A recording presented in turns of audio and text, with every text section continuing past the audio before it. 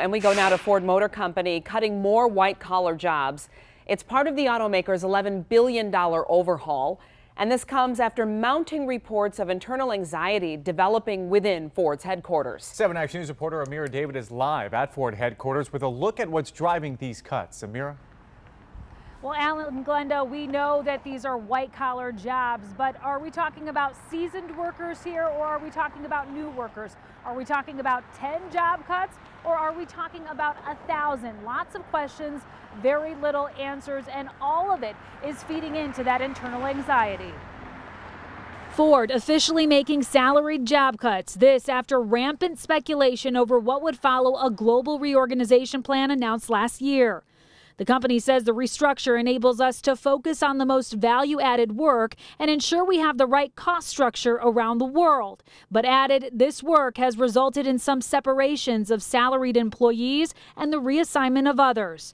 It's unclear how many workers will lose their jobs as a result, but in the past, Ford has said the restructuring would involve thousands of jobs and possible plant closures in Europe. More electrification, for instance.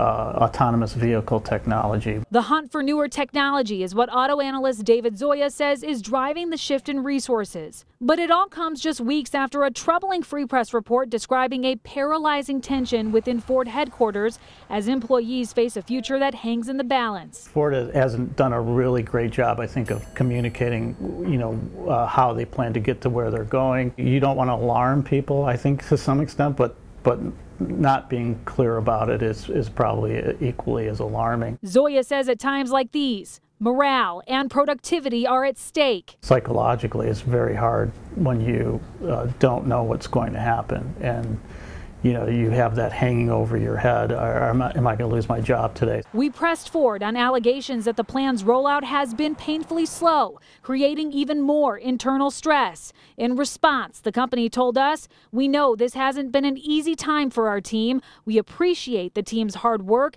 and patience during these challenging times."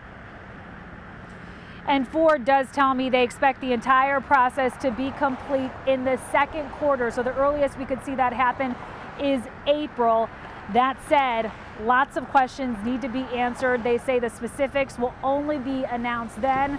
For now, we're just going to have to wait. I'm live in Dearborn at Ford headquarters. Amira David, 7 Action News.